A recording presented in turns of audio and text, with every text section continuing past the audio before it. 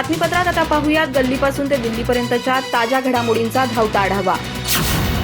उद्धव ठाकरे यांना त्यांचा मुलगा मुख्यमंत्री व्हावा असं वाटत असल्याची टीका केंद्रीय गृहमंत्री अमित शहा यांनी केली आहे। एका खासगी वृत्तवाहिनीच्या सत्ता संमेलनात अमित शहा बोलत होते। यावेळी त्यांनी महाविकास आघाडी आणि देशातील इंडिया आघाडीवर जोरदार टीका केली।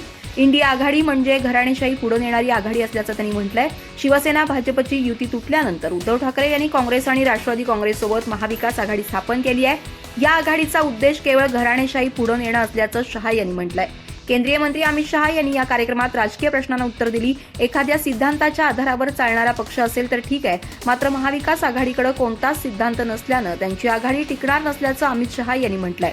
इंडिया आघाडीमध्ये प्रत्येक पक्षाला घराणेशाही पुढे न्यायची आहे।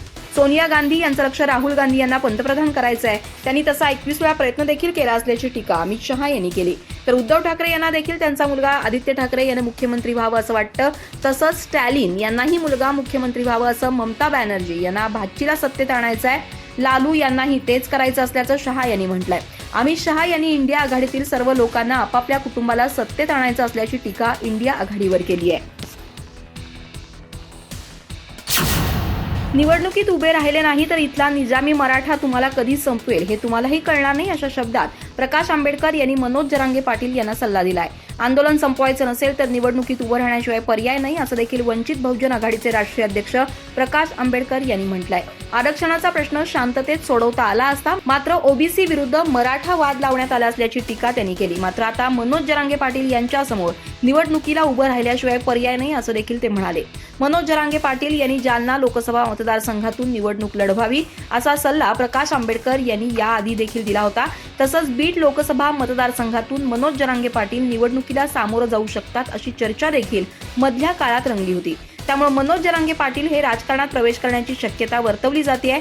मधल्या काळात महाविकास आघाडीच्या वतीनं देखील मनोज जरांगे पाटील लोकसभा निवडणुकीला सामोरं जाणार असल्याची चर्चा रंगली होती। त्यातच आता प्रकाश आंबेडकर यांनी देखील त्यांना लोकसभा निवडणुकीत उभं राहण्याचा सल्ला दिलाय। केंद्रीय मंत्री नारायण राणे यांचे सुपुत्र तथा भाजपचे माजी खासदार निलेश राणे यांना पुणे महापालिकेनं जोरदार झटका दिलाय।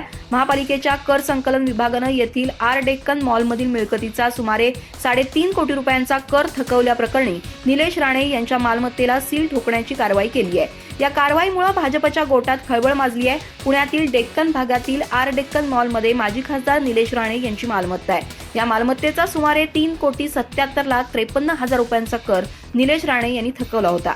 या थकबाकी प्रकरणी महापालिकेच्या कर संकलन विभागानं राणे यांना अनेकदा नोटीस बजावली, पण त्यांनी कर भरणा केला नाही। अखेर महापालिकेच्या अधिकाऱ्यांनी मंगळवारी निलेश राणे यांच्या या मालमत्तेला सील ठोकलं। या संबंधीच्या वृत्तानुसार महापालिकेनं निलेश राणे यांच्या 3 मजल्यांच्या मिळकतीचे वरचे 2 मजले सील केलेत। उल्लेखनीय बाब म्हणजे महापालिका प्रशासनाकडून अशा कारवाईचा नेहमीच गाजावाजा केला जातो, पण या प्रकरणी करण्यात आलेली कारवाई अत्यंत गोपनीय ठेवण्यात आली आहे, त्यामुळे आश्चर्य व्यक्त केलं जात आहे। आगामी लोकसभेपूर्वी शहापूरमध्ये ठाकरे गटाच्या सुषमा अंधारे यांचा मुक्त संवाद दौरा सुरू आहे। यावेळी त्यांनी केंद्रीय मंत्री कपिल पाटील यांच्यावर तोफ डागली आहे। कपिल पाटील यांना पाण्याचा प्रश्न सोडवता आला नाही। कपिल पाटील यांची शहापुरात सभा असल्यानं गर्दी जमणार नाही, म्हणून ते गौतमी पाटील यांना खास गर्दी जमवण्यासाठी घेऊन येत आहेत। जर गौतमी पाटीलमुळे लोक जमत असतील तर त्यांनी निवडणुकीचं तिकीट गौतमी पाटील हिलाच द्यावं, असा खोचक टोलाही सुषमा अंधारे यांनी लगावलाय।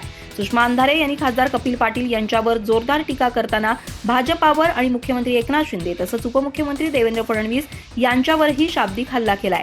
सुषमा अंधारे म्हणाल्या की सत्ताधाऱ्यांचा एक आमदार जाहीरपणे बोलतो काय, गुंडागर्दी करायची असेल ते करा, सागर बंगल्यावर आपला बाप बसलाय हे पाहून नारायण भाऊंना काय वाटत असेल की पोरगाच म्हणतो माझा बाप सागर बंगल्यावर बसलाय। गृहमंत्र्यांच्या नावानं धमकी दिली जाते, पोलीस व्हिडिओ बनवून बायकांना दाखवतील, हे गृह खात्याच्या खाकी वर्दीचा अपमान आहे।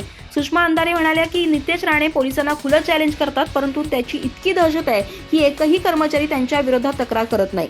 पोलीस खात्यातील सर्व कर्मचारी गृह खात्याचे मंत्री देवेंद्र फडणवीस यांच्याकडे पालक म्हणून बघत असतात आणि या नात्यानं देवेंद्र फडणवीस यांनी स्वतःहून नितेश राणे यांच्या विरोधात गुन्हा दाखल करायला पाहिजे, परंतु असं होत नाही। परिणामी पूर्वी निर्जन ठिकाणी घटना घडत होती, परंतु आता थेट पोलीस ठाण्यातच गोळीबार होतो, म्हणजेच पोलिसांचा धाकच उरलेला नाही, असं सुषमा अंधारे म्हणाल्या।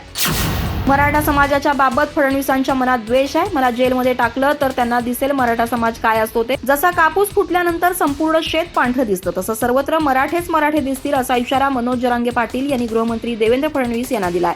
दरम्यान मनोज जरांगे पाटील पुढे बोलताना म्हणाले की महाराष्ट्र अशांत करू नका, माझ्यावर दबाव आणू नका. मी राजकीय टीका केलेली नाही, पण ते राजकारणी आहेत. मी 10% आरक्षण स्वीकारलं तर मी चांगला आणि नाही स्वीकारलं तर याला गुंतवा, अशी यांची भूमिका आहे. त्यामुळे माझा संयम सुटला. मी नेत्याला बोललो तर मराठा समाजाच्या नेत्याला राग येण्याचं कारण काय, असा सवाल जरांगे पाटील यांनी उपस्थित केलाय. राज्य सरकारकडून दडपशाही सुरू असल्याची टीका त्यांनी केली आहे. तर मराठा आंदोलकांनी शांततापूर्वक आंदोलन करावं असं आवाहन जरांगेंनी महाराष्ट्रातील मराठा बांधवांना केलंय. मी मराठा समाजाची हार होऊ देणार नाही. मला जेलमध्ये टाकलं तर माघारी येऊन पुन्हा लढेन. फडणवीस साहेब नादी लागू नका, तुमच्या मागे आमदार आहेत या भ्रमात राहू नका, असा इशारा जरांगे पाटील यांनी दिलाय. राज्य विधिमंडळाच्या अर्थसंकल्पीय अधिवेशनाच्या तिसऱ्या दिवशी कामकाज सुरू होण्यापूर्वीच विधिमंडळ परिसरात विरोधकांनी आक्रमक पवित्रा घेतला. शासन आपल्या दारी आले, मिळाले गाजर, कांद्याचा करून वांदा, महायुतीने दिले गाजर, शेतकऱ्यांनी मागितली मदत, सरकारने दिले गाजर, कापसाला पाहिजे होता हमीभाव, मिळाले गाजर म्हणत सरकारच्या विरोधात विधिमंडळ परिसरात जोरदार निदर्शनं केली. राज्यातील जनतेला विकासाचं दिवास्वप्न दाखवणाऱ्या ट्रिपल इंजिन सरकारनं राज्यातील शेतकरी, मजूर, कामगार, विद्यार्थी, महिला, बेरोजगार यांना वेळोवेळी विकासाच्या नावाखाली गाजर दाखवलंय. म्हणून विधानसभा आणि विधान परिषदेचे विरोधी पक्षनेते आणि महाविकास आघाडीच्या आमदारांनी हातात गाजर घेत सरकारचा निषेध केला.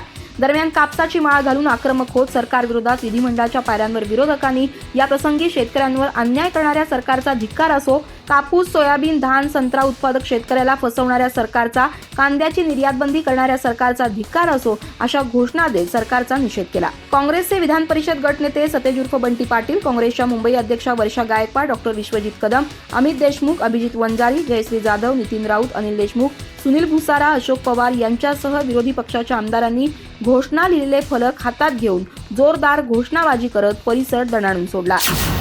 महाराष्ट्र लोकसेवा आयोगामार्फत घेण्यात आलेल्या महाराष्ट्र कृषी सेवा परीक्षांमधून एकूण 202 उमेदवारांची शिफारस महाराष्ट्र लोकसेवा आयोगमधून करण्यात आली आहे. या उमेदवारांना मागील 7 महिन्यांपासून नियुक्ती न दिल्यानं ते 2 दिवसापासून आझाद मैदानात बेमुदत आंदोलनाला बसले आहेत. या उमेदवारांना नियुक्तीचे आदेश तत्काळ द्यावेत अशी मागणी विधानसभेचे विरोधी पक्षनेते विजय वडेट्टीवार यांनी विधानसभेत केली आहे. कृषी उपसंचालक वर्ग 1 19, तालुका कृषी अधिकारी वर्ग 2 61, मंडळ कृषी अधिकारी वर्ग 2 122 अशा एकूण 202 उमेदवारांची शिफारस महाराष्ट्र लोकसेवा आयोगमधून करण्यात आली आहे. या सर्व उमेदवारांची कागदपत्र दिनांक 17 आणि 18 ऑगस्ट 2023 रोजी तपासून पूर्ण झालेली असूनही मागील 7 महिन्यांपासून त्यांच्या नियुक्तीची प्रक्रिया कृषी विभागाकडून अजूनही पूर्ण झालेली नाही. यामुळे या उमेदवारांमध्ये निराशेचं वातावरण निर्माण झालंय. या उमेदवारांना मागील 7 महिन्यांपासून नियुक्ती न दिल्यानं ते 2 दिवसांपासून आझाद मैदानात बेमुदत आंदोलनाला बसलेले आहेत. या नियुक्त्या रखडल्यामुळे अकोला तसंच अनेक जिल्ह्यात उपविभागीय कृषी अधिकारी या पदांचा पदभार द्यायला त्या दर्जाचे अधिकारी उपलब्ध नसल्यामुळे त्यांचा पदभार खालच्या दर्जाच्या अधिकाऱ्यांना देण्यात आलाय. त्यामुळे शासनानं या संदर्भात तातडीनं कार्यवाही करून या 202 उमेदवारांच्या नियुक्तीचे आदेश तात्काळ काढण्यात यावेत अशी मागणी विजय वडेट्टीवार यांनी केली आहे. शिवसेनेच्या ठाकरे गटाचे खासदार संजय राऊत यांनी बुधवारी घराणेशाहीच्या मुद्द्यावरून भाजपवर कडाडून हल्ला चढवला. घराणेशाही विरोधकांनी नव्हे तर भाजपनं वाढवली. अमित शहा केंद्रीय गृहमंत्री नसते तर त्यांचा मुलगा जय शहा बीसीसीआयच्या अध्यक्षपदी असता का? त्याची त्या जागेवर निवड होण्यासाठी त्यानं विराट कोहलीपेक्षा जास्त सिक्सर मारलेत की सचिनपेक्षा जास्त शतकं ठोकलीत, असा सवाल त्यांनी या प्रकरणी उपस्थित केला. संजय राऊत यांनी बुधवारी सकाळी पत्रकारांशी संवाद साधला. त्यात त्यांनी राजकीय पक्षातील घराणेशाहीसह विविध मुद्द्यांवर केंद्रातील सत्ताधारी भाजपवर निशाणा साधला. तसंच जागा वाटपाच्या मुद्द्यावरून विरोधी पक्षाच्या इंडिया आघाडीत कोणतेही मतभेद नसल्याचं स्पष्ट केलं. इंडिया आघाडीत जागा वाटपाच्या मुद्द्यावर कोणतेही मतभेद नाहीत, आमचे ओरबाडण्याचं धोरण नाही. मंगळवारच्या बैठकीत पृथ्वीराज चव्हाणही होते, त्यांची हीच भूमिका आहे. आम्हाला अधिकाधिक जागा जिंकायच्या आहेत. वंचित बहुजन आघाडीचीही याला मान्यता आहे. महाराष्ट्रातील अधिकाधिक जागा जिंकून आपल्याला संविधानावरील हल्ला धुडकावून लावायचा आहे, असं संजय राऊत यावेळी पत्रकारांशी संवाद साधताना म्हणाले.